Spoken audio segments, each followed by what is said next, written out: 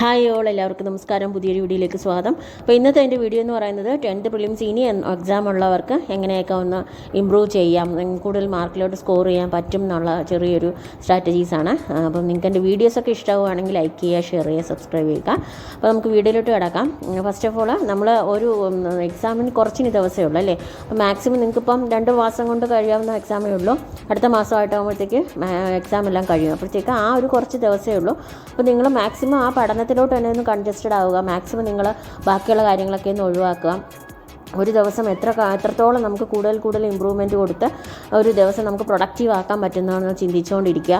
Maximum നമ്മൾ പഠനത്തിലോട്ട് മാത്രം കൊടുക്കുക കേട്ടോ. ബാക്കിയുള്ള കാര്യങ്ങളെല്ലാം ഒന്ന് കുറച്ചിട്ട് ഈ ഒരു കുറച്ച് ദിവസത്തേക്കൊന്ന് നമുക്ക് മാക്സിമം ചെയ്യാൻ പറ്റുന്ന രീതിയിലൊന്നും ചെയ്താൽ നല്ലൊരു മാർക്ക് നമുക്ക് സ്കോർ ചെയ്യാൻ വെക്കും. അപ്പോൾ ഫസ്റ്റ് ഓഫ് ഓൾ ഞാൻ പറയുന്നതെന്ന് വെച്ചാൽ നമുക്ക് കൂടുതലും ഇനിയുള്ള ദിവസങ്ങളിലെല്ലാം PYQs മാത്രം നോക്കിയാൽ മതി.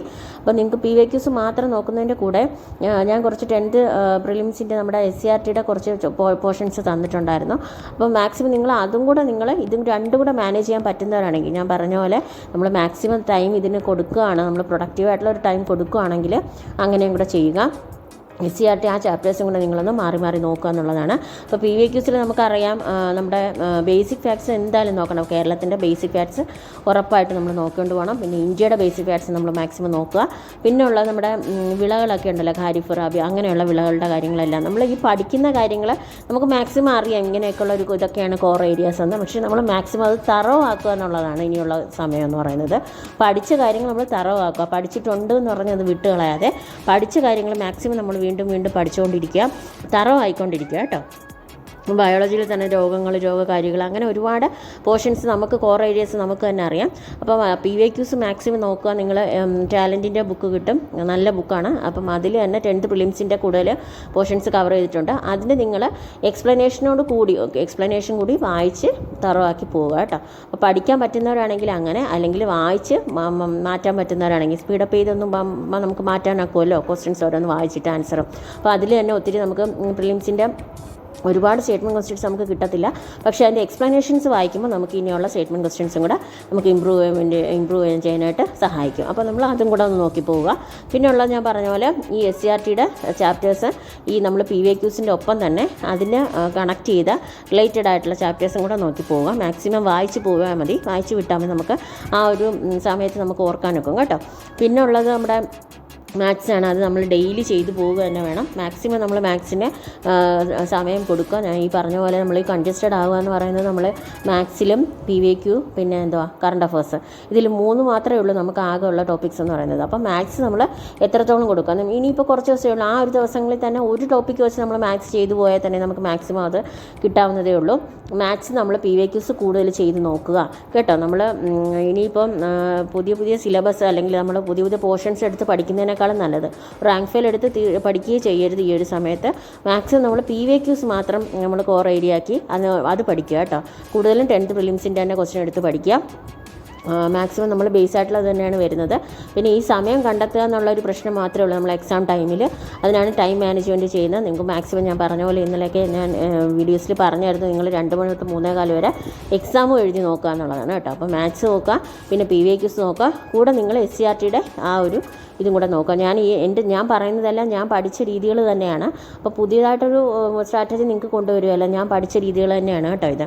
പിന്നുള്ളത് നമുക്ക് കറണ്ട് അഫേഴ്സ് ആണ്. കറണ്ട് അഫേഴ്സ് എന്ന് പറയുന്നത് നമുക്കൊരു വാസ്റ്റ് ഏരിയയാണ്. നമുക്ക് എത്രത്തോളം കിട്ടുമെന്നുള്ളത് നമുക്ക് ആ ഒരു ഡിപ്പെൻസ്, ആ ഒരു സമയത്തുള്ള ഒരു ഇത് വെച്ചാണ് നമുക്ക് എഴുതാൻ പറ്റുന്നത്. അപ്പം അതിൽ അത്ര വലിയ ഇമ്പോർട്ടൻസ് നമ്മൾ മാക്സിമം കൊടുക്കുക. എന്നാലേ നമുക്ക് എഴുതാൻ പറ്റുന്ന രീതിയിൽ എഴുതുക. അറിഞ്ഞുകൂടാത്തത് നമ്മൾ വിടുക തന്നെ ചെയ്യുക. അല്ലാതെ നമ്മൾ അതിനകത്ത് ഒരു പൊങ്കി കളിച്ചിട്ട് ഒരു കാര്യമില്ല കേട്ടോ. കാര്യം നമുക്ക് അതിനകത്ത് മാക്സിമം നമ്മൾ കൊടുക്കാനുള്ളത് നമ്മൾ ബാക്കി എല്ലാത്തിനും നമ്മൾ കൊടുത്തു കഴിഞ്ഞിട്ട് കറണ്ട് അഫേഴ്സും കൂടെ നമുക്ക് കിട്ടണം എന്നുള്ളൊരു വാശി അതിലൂടെ വേണ്ട. മാക്സിമം നമ്മൾ കൊടുക്കാനുള്ളത് നമുക്ക് അറിയാവുന്നത് മാത്രം അതിൽ കൊടുക്കുക. നെഗറ്റീവ്സ് മാക്സിമം നമുക്ക് ഒഴിവാക്കി പോവുക കേട്ടോ. അപ്പോൾ നമ്മൾ ഈ കറണ്ട് അഫേഴ്സ് എന്ന് പറയുമ്പോൾ നമുക്കില്ല കേരള പുരസ്കാരങ്ങൾ, പിന്നെ നൊബേൽ, പിന്നെ ബുക്കർ പ്രൈസ്, പിന്നെ ഓസ്കാർ, പിന്നെ നമ്മുടെ അപ്പോയിൻമെൻറ്റ്സ്, ഇന്ത്യയുടെ തന്നെ അപ്പോയിൻമെൻറ്റ്സിൽ CAG, മറ്റേ CJ ഉണ്ട്, നമ്മുടെ ചീഫ് ജസ്റ്റിസ്, അങ്ങനെ മനുഷ്യാവകാശ കമ്മീഷൻ ചെയർപേഴ്സൺ, അങ്ങനെ കുറേ കാര്യങ്ങൾ അപ്പോയിൻമെൻറ്റ്സ് വന്നിട്ടുണ്ട്. അതെല്ലാം മാക്സിമം നോക്കുക. പിന്നെ കേരളത്തിൻ്റെ ഇന്ത്യയുടെ നമ്മുടെ മന്ത്രിസഭ എല്ലാം നോക്കുക. പിന്നെ അവാർഡ്സ് മസ്റ്റാണ്.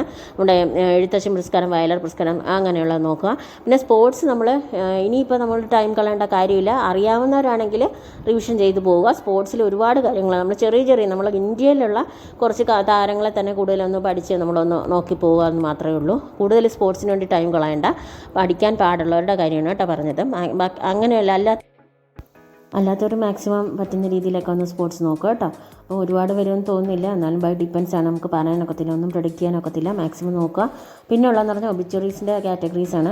നമ്മുടെ ഈ ചരമത്തിൻ്റെ വരുന്ന ആ ഒരു കാറ്റഗറി ഉണ്ട്. MS സ്വാമിനാഥൻ, വത്സല, ഉമ്മൻചാണ്ടി, മറ്റേ ആർട്ടിസ്റ്റ് അമ്പൂജി അങ്ങനെ കുറേ പേര്, അങ്ങനെ പിന്നെ കലാകാരന്മാരുണ്ടല്ലോ അവരുടെ ഇടയിൽ തന്നെ. അപ്പോൾ അങ്ങനെ അവരുടെ ഒബിച്വറീസ് എടുത്തിട്ട് അതിൻ്റെ ആ ഡേറ്റുകളൊന്ന് ചാർട്ട് കൊടുത്തിട്ട് ഓർഡറിൽ പോയാണെങ്കിൽ എളുപ്പം നിങ്ങൾക്ക് പഠിക്കാനൊക്കും. അതൊന്നും ചാർട്ട് പോലെ ഒന്ന് എഴുതിയെടുക്കുക കേട്ടോ. അതാകുമ്പോഴത്തേക്ക് എളുപ്പം ഡേറ്റ് പഠിച്ചെടുക്കാൻ നോക്കും. പിന്നെ ചന്ദ്രയാൻ ആദ്യത്തെ L1 മാക്സിമം നിങ്ങൾ പഠിച്ചു തന്നെ പോവുക. വെരി ഇമ്പോർട്ടൻ്റ് ആണ്, നമുക്കറിയാവുന്നതാണ്. ഇത്രയും കോർ ഏരിയാസ് എല്ലാം നിങ്ങൾ നോക്കി പോവുക. പിന്നെ പറ്റുവാണെങ്കിൽ 10th പ്രിലിംസിൻ്റെ യൂട്യൂബ് ചാനൽസും കൂടെ ഒന്ന് കണ്ടുപോവുക കേട്ടോ. ലക്ഷ്യായാലും ടാലൻ്റ് ആയാലും നല്ല ക്ലാസ്സസ്സാണ്. മാക്സിമം അതും കൂടെ ഒന്ന് കണ്ടുപോവുക. ബാക്കിയുള്ള ജോലികളെല്ലാം നിങ്ങൾ മാറ്റി വെച്ചിട്ട് ഇതിലോട്ട് തന്നെ കൂടുതൽ സമയം ഇതിനകത്ത് തന്നെ ഡെഡിക്കേറ്റ് ചെയ്ത് ഇമ്പ്രൂവ്മെൻറ്റ് വരുത്തുക. മാർക്കിൽ കൂടുതലും ഒരു ടൈമെല്ലാം നിങ്ങൾ പഠനത്തിലോട്ട് ഇൻവെസ്റ്റ് ചെയ്യുക. പിന്നെ നെഗറ്റീവ്സ് കുറയ്ക്കുക.